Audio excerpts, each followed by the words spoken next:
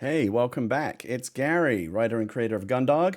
And yes, welcome back indeed. If you're here checking out episode 2, I presume it's because you checked out episode 1 at some point, either during one of the Twitch live shows or right here on the YouTube channel. And thanks for coming back. I presume that means you enjoyed episode 1 and are keen to hear the next part of the story, which we'll get to in just a moment. Just a quick recap. Episode 1 did really well so far. It's only been out for about a week, and we already have I think about 15,000 people have checked it out so far, if you add up the audience from YouTube and the Twitch live shows. And that's even without a podcast version, which I think ultimately will be where most people discover it. The reason we haven't launched the podcast version just yet, if you're interested, is because we had some very late breaking interest from a major podcast distribution network that said, hey, why not put it on a network and you can reach a much wider audience? So we're working with them right now. It just means a slight delay to the podcast. I think maybe about 2 weeks we'll be able to get the podcast fully up and running. There is a podcast up right now, which you can subscribe to. You can type Gundog into any of your favorite podcast services or go to gundogpodcast.com for a list of links, and you can subscribe right now. And when the podcast officially launches, right now there's just a prologue there, but when episode 1 and subsequent episodes start getting dropped via this bigger network that we're going to be launching with, that'll all just migrate over. You won't have to do anything. So don't hesitate to subscribe to the podcast version if that's something you're interested in. For the YouTube version, can't say it enough. I know you hear it on every YouTube video, but please don't forget to like, subscribe to the channel, and please leave a comment if you enjoy the episode. It really, really, really helps YouTube's algorithm recommend the show to other people who might be interested in it as well. That's really the most helpful thing you can do. So without further ado, let's get right into it with episode 2 of Gundog. Please enjoy.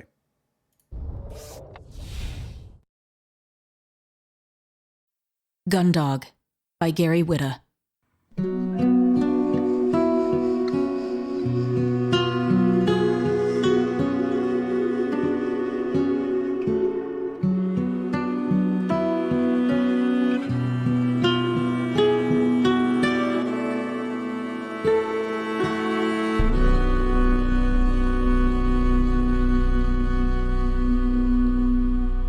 Chapter 4. Over the next few days, Dakota found herself furtively watching the strange newcomer. The morning after his arrival, he had emerged from his barracks wearing newly issued uniform coveralls. But even dressed in the same outfit as everyone else, his behavior set him apart. Dakota began to form a picture of someone who had been in mech captivity for a long time. Not because he was particularly cowed or compliant, quite the opposite, but because he seemed so familiar with the rhythms and routines of township life, and in particular, how the mech regulated and policed them. He knew exactly how long he could lie idle or how far he could stray before attracting the attention of an observer, and he used that knowledge to make himself known around the township very quickly. In fact, in just a few short days, he must have introduced himself to almost 100 different workers. Most people shrugged him off, for fear of attracting unwanted attention, but that was what was so strange about it. Why was he making the effort at all? New arrivals typically kept their heads down, at least for the first few weeks, until someone else, usually a more veteran worker, made the first approach. Yet this man was casually making the rounds like he'd been here forever. Dakota didn't know what to make of it, but she suspected it couldn't be anything good. From time to time, a worker would arrive who ingratiated themselves with others, then reported to the mech what they had learned in exchange for preferential treatment. A spy, essentially. But if that was what was going on here, the man was being unusually brazen about it. Not that it mattered, because it wasn't really what was bothering her about him anyway. What bugged her was that she couldn't take her eyes off him. He wasn't like anyone she'd ever seen, inside the fence or outside. Few people made her feel nervous or self-conscious. But something about him did. The way he carried himself, confident but guarded, gave the sense that even while he was hard at work, his mind was somewhere else entirely. Dakota supposed that in that way, he was much like herself. But whereas she knew why she was so often distracted, his motivations remained a mystery, and that was what he was to her. One big mystery. By now, Dakota's roof assignment was completed, but she had managed to get herself another job where she was able to keep her eye on Sam. She had taken charge of the tool shed where workers in this section checked out whatever they needed for the day's labor. It was her responsibility not only to ensure no tools went missing, but to keep those tools in good repair. The shed was located close enough to Sam that she could see him, at a distance, working in his little plot of garden, and as an added bonus, he was required to come to her at the start and end of every day to check his tools in and out. Sometimes he'd even fake a problem with a hoe or a rake, creating an excuse to see Dakota and get it replaced. She appreciated these little efforts he made to check in with her whenever he could. The new assignment also allowed her to listen in on gossip and to make a few discreet inquiries. And it was in this way that Dakota learned the strange newcomer's name, Falk. He had gotten himself a job as a water carrier, which meant he walked around their section of the township with a 10-gallon tank strapped to his back, dispensing water to thirsty workers from a hose that extended from it. It was a job nobody wanted, hauling around such a heavy load, particularly in this hot weather, which countered the idea that he was collaborating with the mech in exchange for favors. But it did very conveniently facilitate what appeared to be Falk's apparent goal of talking with as many township workers as possible. Exactly 1 week after his arrival, she was seriously considering setting her nerves aside and asking him what he was up to. But then he made the decision for her, at least indirectly. While she was at her shed, checking out a pipe wrench for an irrigation worker, she saw Falk speaking with her brother, and that was all the nudge she needed. She still had no idea what the man's plan was, but if there was any possible danger to it, she didn't want Sam anywhere near him. So she left her shed and jogged over to them, still clutching the pipe wrench just in case Falk needed to understand that she meant business. She found Sam and Falk in the middle of what sounded like harmless small talk. "Hey, Dak," said Sam. "What are you doing over here?" He looked around for drones. She was out of her designated area, and the mech would soon be here to jolt her back to work. "I don't want you talking to him," Dakota said. "We don't know who he is." "Let's fix that," said the newcomer. "Hi, I'm Falk." He extended his hand. Dakota just glared at it. An uneasy silence fell over them both, until Sam saw fit to break it. "This is my sister, Dakota," he said. "I call her Dak." "Nice to meet you, Dak," said Falk. He seemed utterly unfazed by Dakota's unwelcoming demeanor. "I was just asking Sam what happened to his arm." She was about to tell him to leave her brother the hell alone when a mech observer approached. She raised her hands to acknowledge its authority and started walking back to the tool shed, glancing behind her to make sure the drone was moving Falk along too. At the end of the workday, when Dakota was making sure all of the tools that had been checked out that morning had been checked back in, a rap sounded at the door. She swung around to find Falk standing there in the open doorway, silhouetted against the waning daylight. "You and I need to talk," he said. It took Dakota a moment to respond, and even then the words got caught in her throat. This man made her nervous in ways she didn't understand, and that scared her. "No, you need to go back to your barracks if you don't want to get jolted," she said. "There'll be a mech here any second." "Actually, we have about 25 seconds, he said. "I need to know what happened to your brother's arm. Did the mech take it?" Dakota struggled to find words again. None of this made any damn sense. "What? No, he lost it in an accident. Why would they— Who are you?" She saw the mech drone coming now, off in the distance. At the rate it was moving, it was about 15 seconds away. Falk's prediction had been surprisingly accurate. "Do you remember if Sam had a tattoo?" Falk asked, "on the inside of his forearm." He tapped his right sleeve to indicate where he meant. That stopped Dakota cold. "How the hell? How do you know that?" she asked. The drone was about 10 seconds away now. Falk didn't look around, but surely he could hear it coming. Still, he didn't move. "Because I have it too," he said, rolling up his sleeve. Dakota's mouth fell open. There on his forearm was an abstract diagram, a haphazard assemblage of lines and dots. To anyone else it would have been meaningless, but it shook Dakota to the core.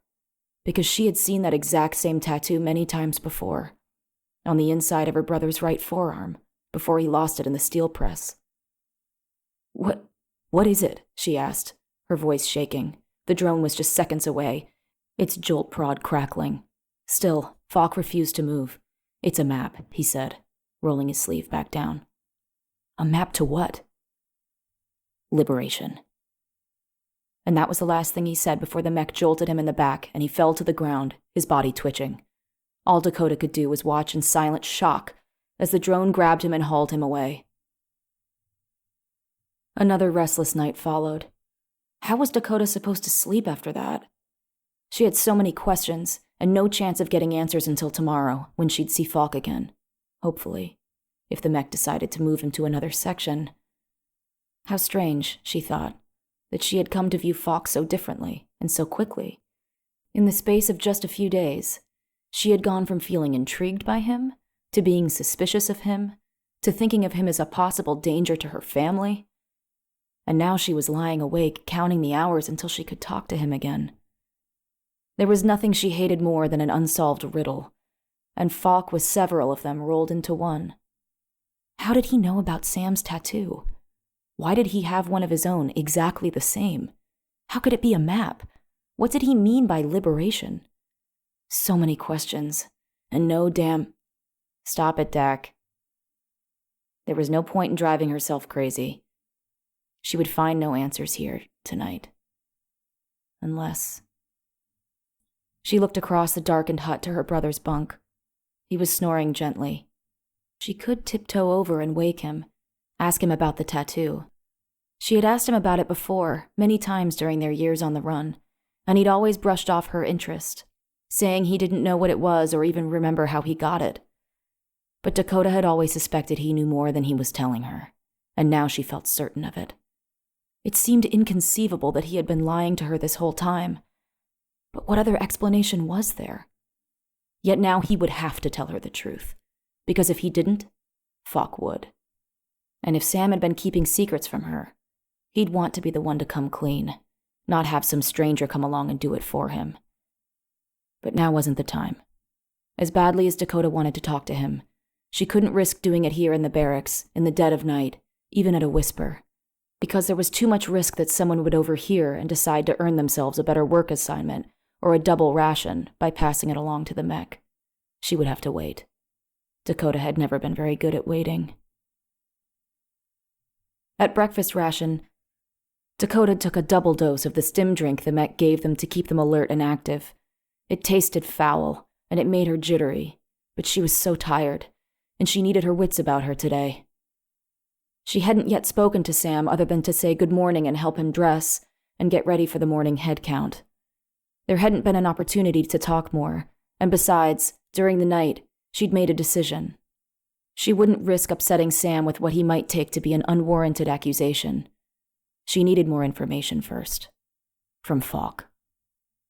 As she walked to the tool shed, she looked for him everywhere, but there was no sign of him, which filled her with dread. Her life, both before and after mech captivity, had trained her to always assume the worst. And in the township, there were so many worsts to choose from. What if the mech had put him in the punishment block? He might be there for weeks. What if he was hurt or even dead? The last time she'd seen him, he hadn't even been conscious. Other prisoners had died from jolts that weren't intended to kill. It was rare, but it happened. She found herself looking across to the recycling structure. If anyone had died overnight, there'd be black smoke coming from its 2 giant chimneys. There was none. But still, what if? And then there he was. She felt her entire body slacken with relief. He was alive, still in her section, still with the same assignment, carrying the heavy plastic tank on his back, the water sloshing as he walked. Surely his rounds would allow him to come to her today, to linger long enough to tell her something more about the map on his arm. So for the rest of the day, she kept an eye on him, whenever his rounds took him within her field of vision. Something was different about him today. He wasn't chatty. In fact, he didn't talk to a single worker as he dispensed his water. He just went about his business. And it was then that Dakota realized why. He's already found who he was looking for. Yet, he never made his way over to her, never even so much as looked in her direction. Dakota's impatience grew, and the extra stim drink didn't help. Her frustration and anxiety rose to the point that she was considering excuses to leave her designated area and go talk to him. But finally, while passing by on his rounds, he looked at her, right at her. and gave a conspiratorial nod intended just for her. She froze, and her heart stopped for a moment. Falk got the attention of the nearest observer drone and made the signal to request a bathroom break. A light nestled within the drone's face, really just a cluster of sensors and cameras, turned green, granting him permission. Falk set down his water tank and walked to the lavatory hut, sneaking another glance at Dakota as he went. She understood, and made the same signal to the observer. When she got a green light as well, she hurried over to join him. "How did you sleep?" he asked as they walked together. "I didn't," she replied. "Tell me about the map." "Can't risk telling you too much yet," he said. "You can trust me." "It's not a question of trust. You ever been interrogated by the mech? I have. Believe me, you'll tell them whatever they want to know." "Look," she said, talking fast now. "You can't just come marching in here all mysterious and asking about my brother and then showing me some secret map and talking about liberation, whatever that means, and not expect me to— Okay, slow down," he said. "Did you drink too much stim or something?" "I may have had an extra one, that's not the point. You need to tell me something that makes sense, or I'll—" Fox stopped. They'd arrived at the lavatory hut, with its different entrances for men and women. They'd have to separate here. He glanced around, kept his voice low. "My father was a Gundog pilot, like your mother. They both fought at Bismarck, in the last battle. Before they died, they left something for us. Call it an inheritance."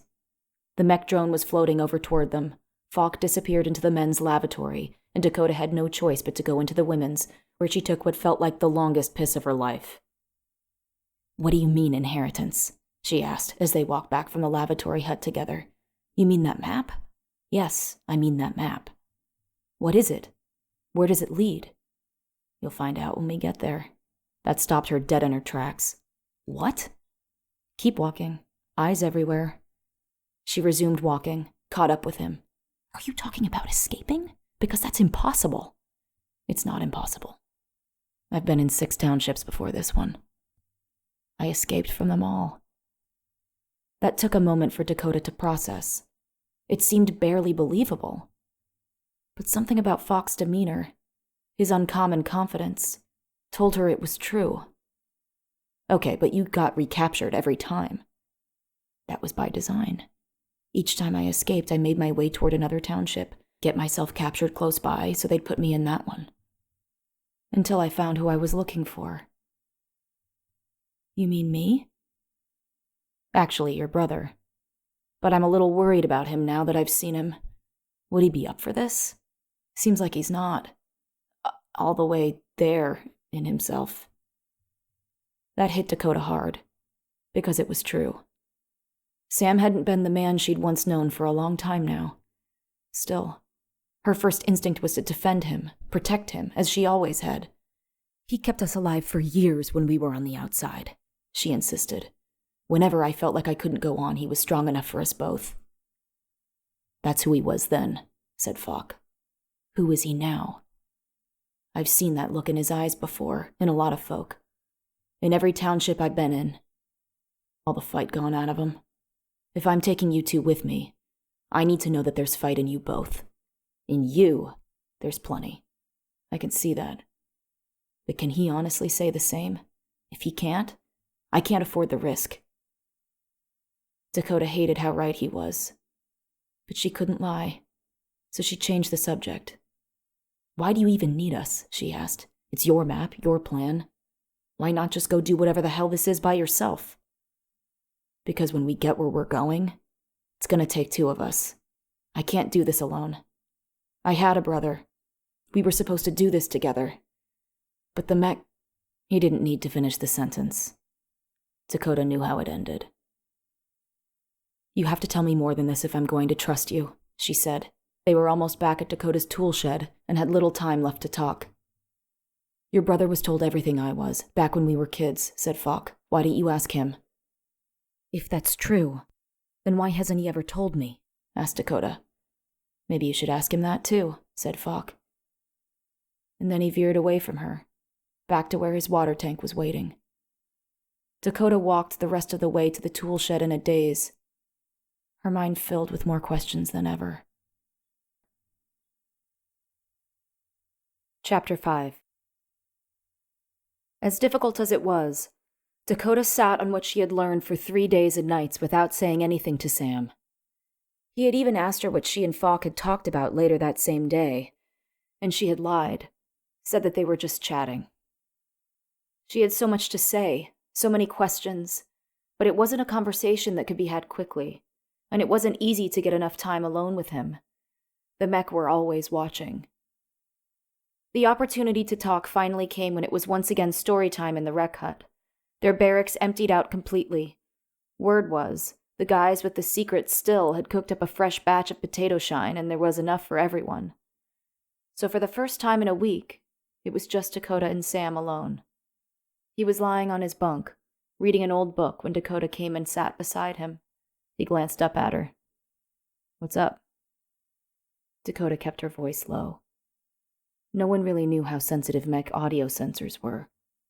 "What was that tattoo you used to have on your arm?" she asked. He lowered the book. "What brought this on?" "Just answer me. The truth this time, please." He sat up. "I already told you the truth. Every time you asked about it. I don't know. I don't remember." "Falk says you know." "Falk? The new guy? You believe him over me?" "Actually, yeah, I do," she said. "Why?" "Because he has the exact same tattoo, and he knows exactly what it is. It's a map of some kind, isn't it?" There was a pause as Sam took that in. Then he reached up and pinched the bridge of his nose. "Shit," he said. "The truth," said Dakota. And her tone made it clear to Sam that neither of them were going anywhere until she got it. "Okay. Look," he said finally. "There's a reason I never told you. My whole life, all I've ever tried to do is keep you safe. And that map only would have put us in danger." "Where does it lead?" Dakota asked. That was the question she wanted answered more than any other. "I honestly don't know. I swear I really do remember very little of this. I was only 6 years old when Mom gave it to me, right before she left for the last battle. She said that it led to some place called the Four Faces, where there might be a way to fight back against the mech. That's all I know." "And you never did anything? Never said anything?" Dakota asked, horrified. "Those were Mom's last words to you and you just ignored them?" "Mom never meant for me to go there alone," said Sam. "Dad was supposed to take us there when the time came, but he died not long after he got us out of Bismarck. And then it was just us 2 kids all alone. What was I supposed to do? Take you on some suicide mission across hundreds of miles of mech territory and do what? Restart a war we'd already lost? No. I put you first. I kept you alive, and I'm not going to apologize for that." "If you wanted to put me first, you should have told me the truth," Dakota said. "We've never lied to each other. Never." "I knew that if I told you, you'd want to go," said Sam. "I'd never be able to talk you out of it, and you'd wind up getting yourself killed. You've got too much of Mom in you, Dak. That's always been your problem." "Maybe yours is that you don't have enough," Dakota snapped, and instantly regretted it as she saw in Sam's eyes how much that stung. She lowered her gaze, ashamed. "I'm sorry, I didn't mean that." "It's okay," said Sam. "Maybe you're right about that. Even at my best, I never had the same fire in me that you did, and I haven't been my best for a long time." There was a long moment of silence before Dakota spoke again. "Falk says he knows how to get out of here. He wants to take you and me with him." Sam eyed her skeptically. "He said that? He wants to take us both, not just you?" "He'd have to take us both, Sam. There's no way I'd go without you." Sam gave that some thought, and when he finally spoke, he sounded unusually certain. "No. That's exactly what you should do." "Don't even say that," said Dakota. "No matter what, it's you and me. It's always been that way, and it always will be. If we both go, and we both make it out of here, it'll be just like it used to be. making our way together. Sam shook his head. You said it yourself, Dak. We can't live in the past. There's nothing for us back there. I'm a cripple. I'd only slow you down. And I just don't have it in me anymore. I spent it all already. He reached up and touched the side of her face. I want you to go. For both of us. Dakota felt tears forming in her eyes. She gripped his hand. I don't think I can. I know you can, said Sam. You've always been the stronger one, even when you didn't know it. And now that you know the truth, that maybe there's something out there to find, you're never going to be able to stay here. It'll eat away at you a little more every day until you wind up like me. I won't let that happen. I couldn't bear to watch it. It'd be the end of me too, Dak. Look at me. She looked at him. I'm sorry I never told you the truth, he said. But maybe this is how I make it right. I'm asking you to go. Please. Do it for me.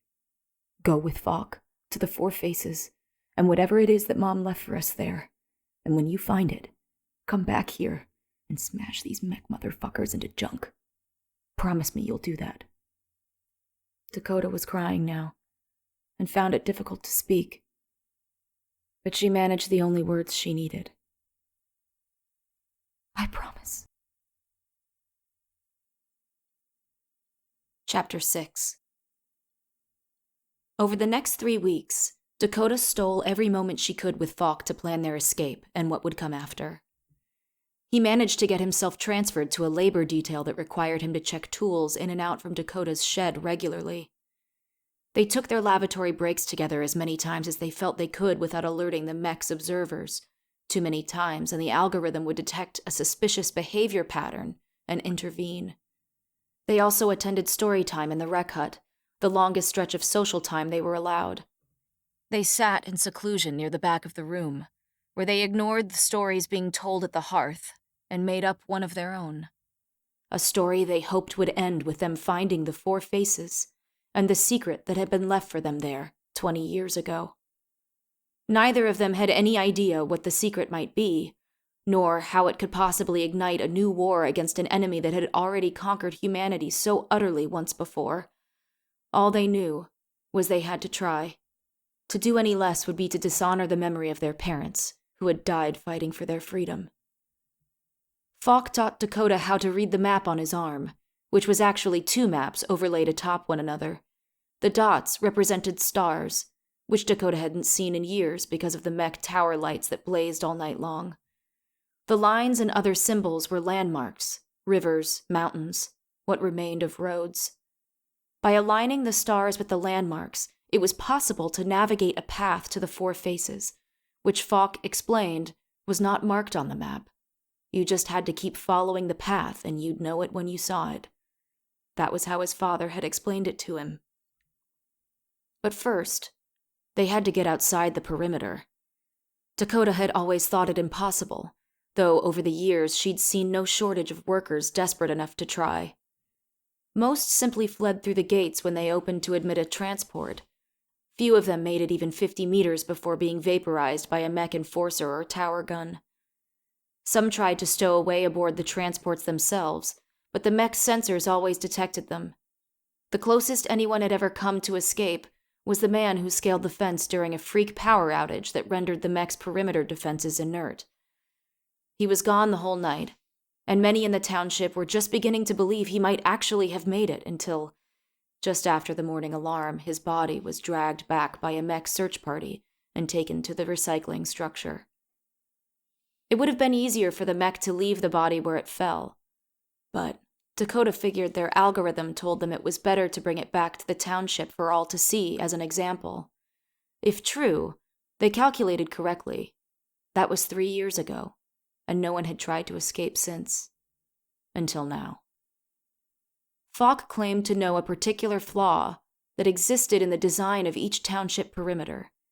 There was a gap about 2 meters wide where the coverage areas of the closest mech sensor stations were supposed to overlap, but didn't. And due to some tiny quirk in their programming, the sensors had failed to recognize the error. If you knew exactly where to stand, Fox said, you were invisible. He had spent the final few days of his water carrier detail surveying as much of the perimeter as he could, and believed he had found this township's blind spot. He had even tested it by standing at the spot by the fence for a full 2 minutes. Not once did a mech come by to move him along. That was where they would get out. Dakota's tool shed detail proved to be invaluable, for there was much in there that they could use. As long as she marked an item as checked in at the end of the workday, it wouldn't be missed until the following morning, and by then, she and Falk would be long gone. Or at least, that was the plan. The first step in that plan, getting out of their locked barracks at night, was the easiest part. Dakota had once been assigned to repair a damaged lock on another hut's window shutter, and discovered that the mechanism slid open and closed via a surprisingly low-tech electromagnet. The lock wasn't even alarmed. For an alien race that had conquered all of humanity, the mech were sometimes surprisingly sloppy when it came to details. So Dakota had palmed a small magnet, a battery, and some wiring from the township factory, and improvised a device that could slide the bolt open from the inside. This was all back during her first years in captivity, when she still gave serious thought to her and Sam escaping. Though the device worked, she never used it, because the window shutter was the easy part. The mech sensor stations around the perimeter pick up on everything, Falk explained to her one night during story time, the last one they'd have together before their planned escape attempt. Motion, sound, even your heartbeat. But the drones that patrol the interior at night only track thermal output. Isn't that enough? Dakota asked. We can't stop our bodies from generating heat. It was amazing, she thought, how close she and Falk had become during the past few weeks, and how much she now trusted him. Every experience in her life had taught her to trust no one, except Sam, of course. In their years on the run, every now and then they'd forget that lesson, and they would trust some kind soul they'd encountered. They were betrayed every time, held at gunpoint for their food and supplies, or sold out to the mech by those looking to save their own miserable hides. Every one of those betrayals hammered the point home, until Dakota had found it almost impossible to put her faith in anyone. And yet, here she was, risking everything on a man she'd known for less than a month.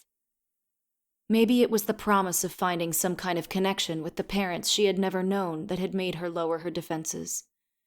Maybe it was because he was as careful and as guarded as she was. Or maybe it was his eyes, the way he looked at her. She allowed herself to entertain that last thought for only a moment before batting it away. Don't be ridiculous. How close is your wash hut to your barracks? Falk asked, and Dakota had to bring herself back to the conversation, remember where she was. Something about body heat? It's close, she said, 2 huts over. The wash huts, where workers cleaned up at the end of the day, were just big communal showers. As the township fixer, Dakota had spent a lot of time in them over the years, because even the mech hadn't come up with a reliable way to avoid plumbing problems. Something was always leaking, or blocked, or the water was freezing or scalding hot. Mine's the next hut over, said Falk. That's good. All we need to do is time our runs from the barracks to the wash hut to avoid whatever drones patrolling between them. And then what? Dakota asked. How is the wash hut going to help us? To be invisible to the thermal sensors, all we have to do is drop our core body temperature, Falk explained. So we're going to stand under freezing cold showers for at least 5 minutes before we make a run for the blind spot. But we have to move fast. The effect will only last a minute or 2 before our bodies heat back up. She stared at him. Are you kidding me with this? Do you want to get out of here or not? We'll freeze to death, said Dakota. Do you know how cold it gets out here at night? I do, said Falk. I've done this before. Look, it's not going to be pleasant, but it's the only way. Unless you know a better one. She didn't. Chapter 7. Exactly 40 days after Falk first arrived in the township, he and Dakota attempted their escape. Everything they'd have to do to get from their barracks to the fence and beyond was planned out in precise detail. If something went wrong, it wouldn't be for want of preparation.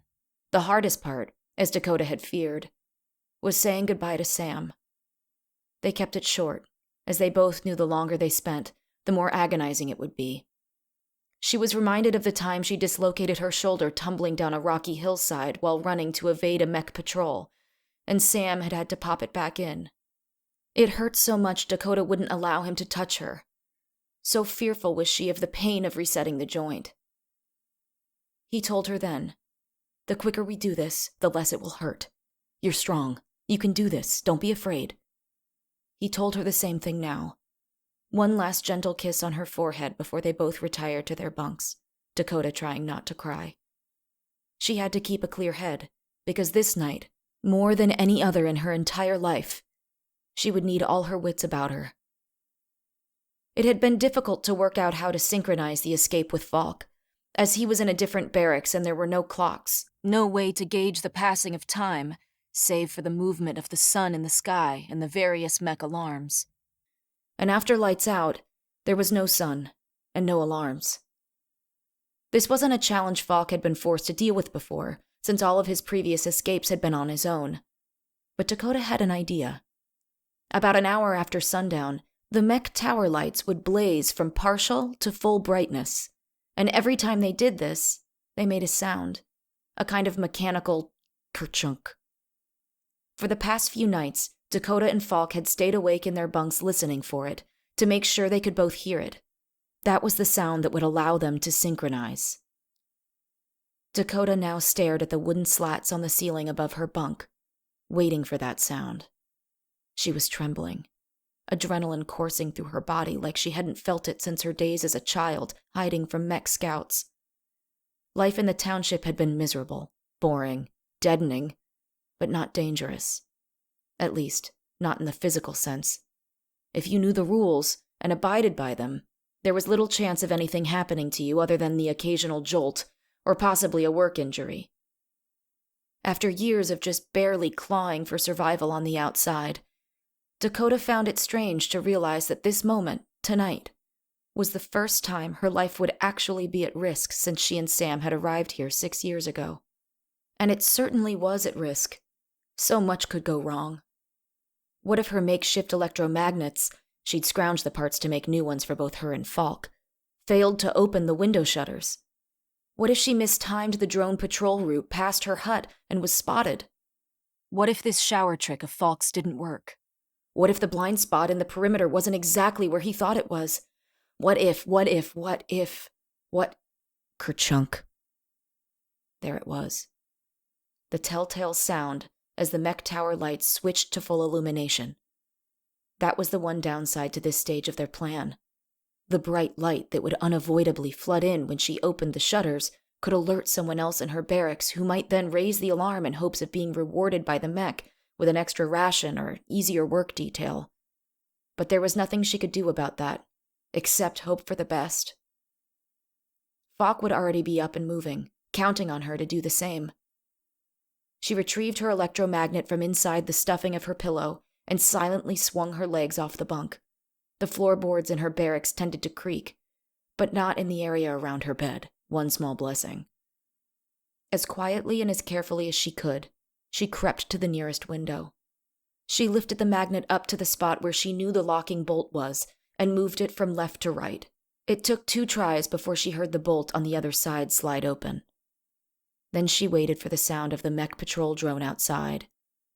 If the mech followed a predictable pattern, and they were nothing if not predictable, then once it came and went, she'd have 20 seconds before it came this way again. She heard the mech coming, and then going. She had to move now. She pushed open the shutter, feeling a wave of relief when it didn't creak, and in one nimble move, she vaulted over the ledge into the starkly lit compound, her boots crunching on the dirt. Quickly, she reclosed the shutter, slid the locking bolt shut, and tossed the magnet into the crawlspace beneath the hut. And then she ran. Her wash hut was only 2 buildings over, but that short sprint across open ground, fully exposed, heart-pounding, felt like an eternity. She made it to the wash hut and slipped inside. It wasn't locked and had no windows, leaving it pitch black inside. But over the past several days, Dakota had counted the steps and turns from the hut entrance to the showers.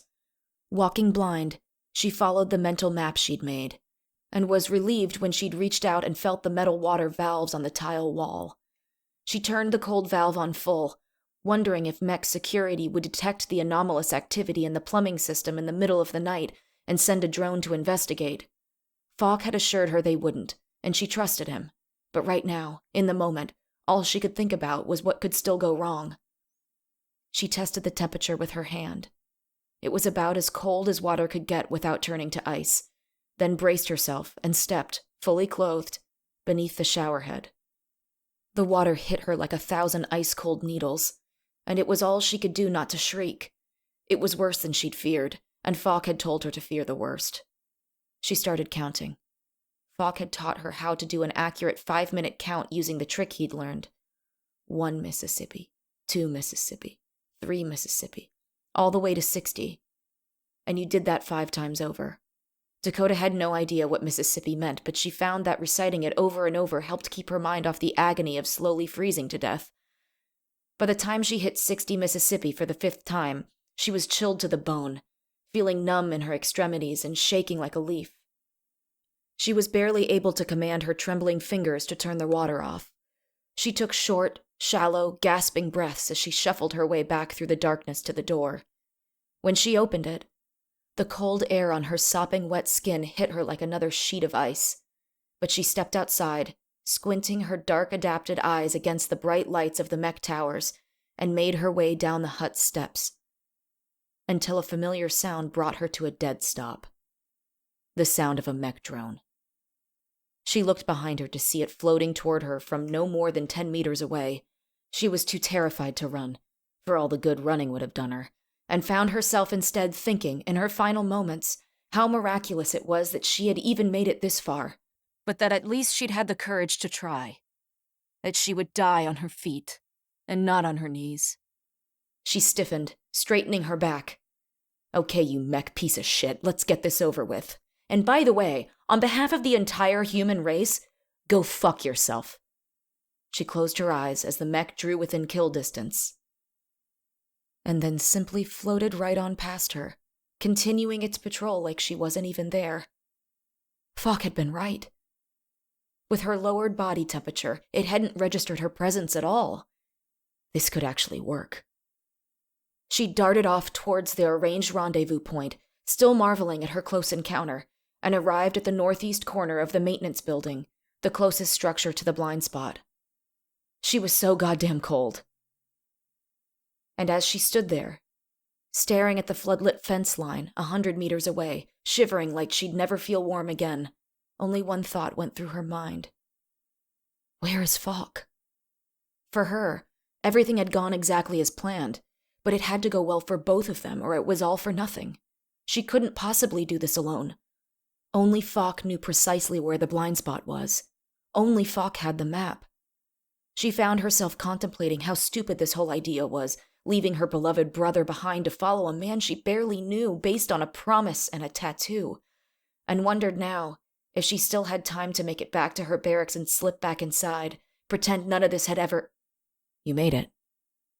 She whipped around to find Falk standing right there behind her, his coveralls soaked through, his body shuddering with cold. Any trouble? He asked. If there was, I wouldn't be here, she said. Good point. Dumb question. You ready? She nodded. It was far too late to back out now. Stay close to me. Remember, the blind spot's barely 2 meters wide. You have to stay right next to me or we're both dead. Do you understand? Yeah, on me, he said. And he ran, sprinting like a jackrabbit for the perimeter fence. Dakota had to race to keep up. 20 seconds later, Falk was sliding into the dirt at the fence, and Dakota arrived right behind him. The spot he'd chosen looked entirely nondescript, just another stretch of endless chain link like any other. But if Falk was right, this was their way out. That run heated us up, so we've got maybe 30 more seconds before those drones know we're here, Falk said. Work fast. Dakota pulled a pair of wire cutters from her coveralls, another prize from the tool shed, and started snipping away at the chain link. She could barely believe this was happening. Not only were they right up against the fence, where no one was ever permitted to go, they were also directly beneath a mech light tower, with drones patrolling not 20 meters away. Every alarm in the township should be sounding. They should already be dead. And yet... "Work faster," Falk urged, sounding anxious. Dakota was already going as fast as she could, but her hands were still trembling and unresponsive from the cold.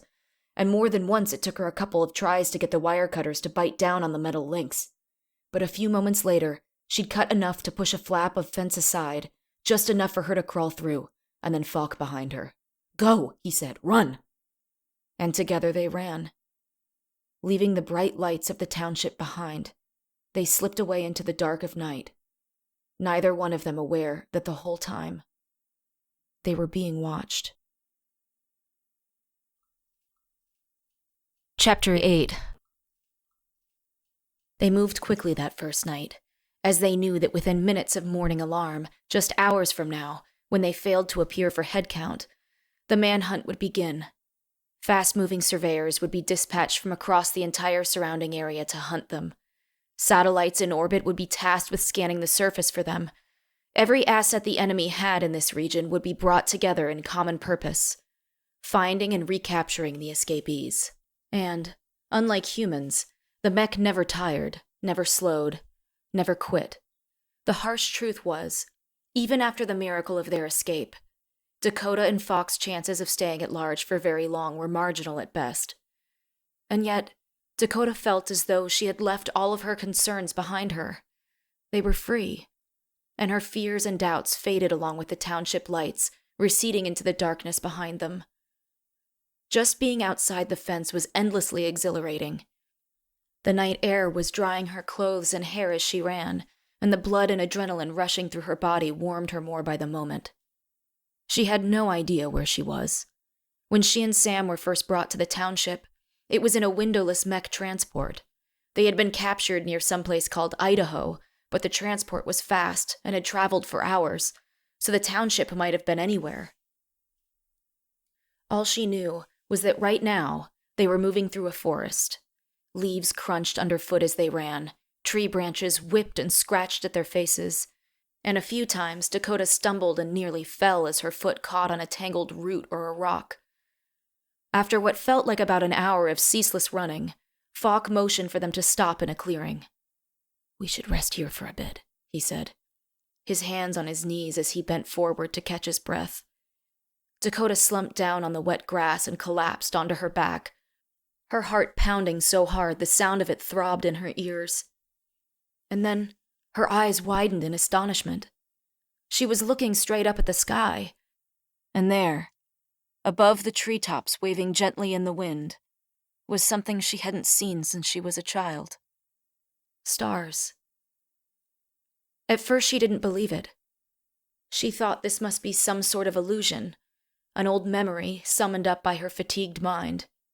But as she gazed upward at the countless shimmering pinpoints of light, she knew this was no trick of the mind, just a sight denied to her by her mech captors for so long that she barely could conceive of it as real anymore.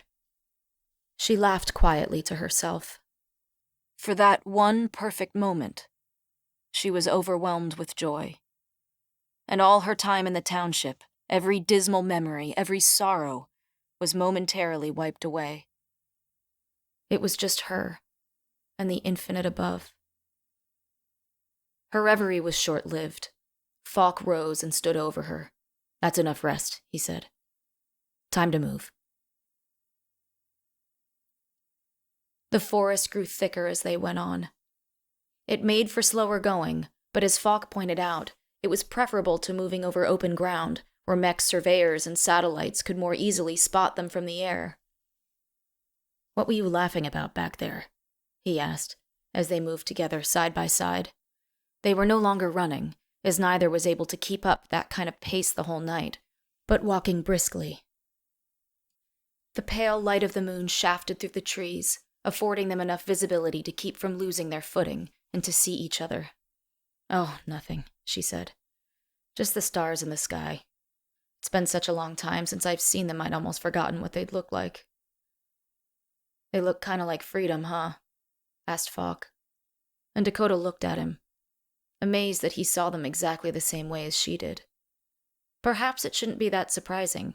He'd been in and out of townships for years, so he would know more than most the difference between the antiseptic glare of a mech night sky and the clear, ink-black beauty of a natural one. My brother told me once that every star up there in the sky is a sun just like ours, he said. They're just so far away that all we see of them is that little pinprick of light. Some of them even have planets that go around them just like this one. Dakota looked up at the sky again. The stars were less visible here through the treetop canopy, but she could still see some. I wonder which one of them the mech came from, she wondered aloud. Well, whichever one it is, said Falk, quickening his pace. We're gonna send them the fuck back there. The forest started to thin out just as the first light of day was breaking on the horizon to the east. That was a bad combination. Less cover, and less darkness to hide in.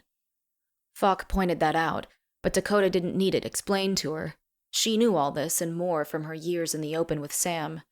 She knew every way to hide, every way they might be exposed, every way the mech could find them if they forgot themselves, even for a moment, and did something stupid to give themselves away.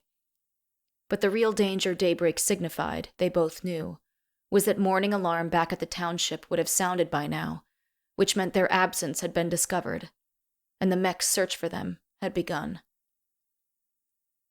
When you escaped before, she asked Falk as they walked together, how hard did the mech come looking for you? It's always pretty bad at first, he replied. These next couple of days will be the toughest. But if we can make it through those, it should start to get easier. The algorithm's all about efficiency. If the mech can't find us right away, they'll start to recalculate, and eventually, they'll figure a couple of township workers aren't worth so many resources that could be better tasked elsewhere. Things will slowly go back to normal. Back to normal, Dakota thought. So just the normal amount of hiding and terror from the normal number of mech surveyors that normally roamed the open world looking for humans to capture or kill. But then, maybe normal wasn't so bad. She and Sam had survived that kind of normal for years before they were caught. This time, they only had to last as long as it would take to reach whatever the hell Fox map was leading them to. Still, her doubts were starting to return, dawning on her like the rising sun.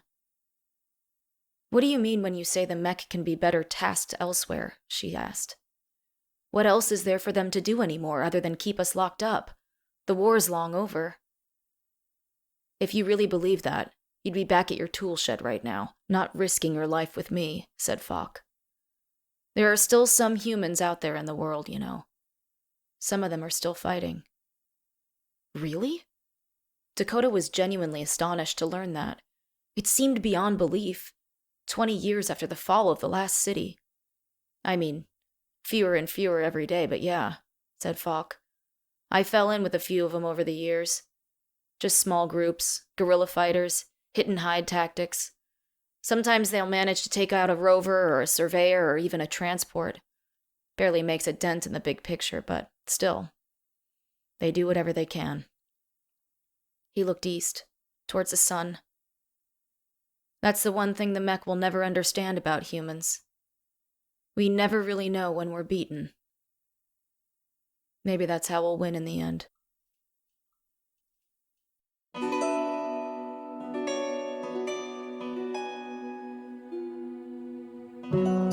Gundog was created and written by Gary Whitta and performed by Shannon Woodward. Music by Austin Wintory, edited by David Gatewood. Sound editing by Adam Nickerson. Video editing by Chandana Ekanayaka.